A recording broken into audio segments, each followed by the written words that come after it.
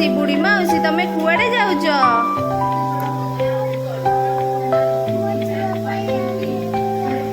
କ'ଣ ପୁଅ ପାଇଁ ଆଣିବ? ଖାଇବା? ତମ ପୁଅର କ'ଣ ହେଇଛି କି?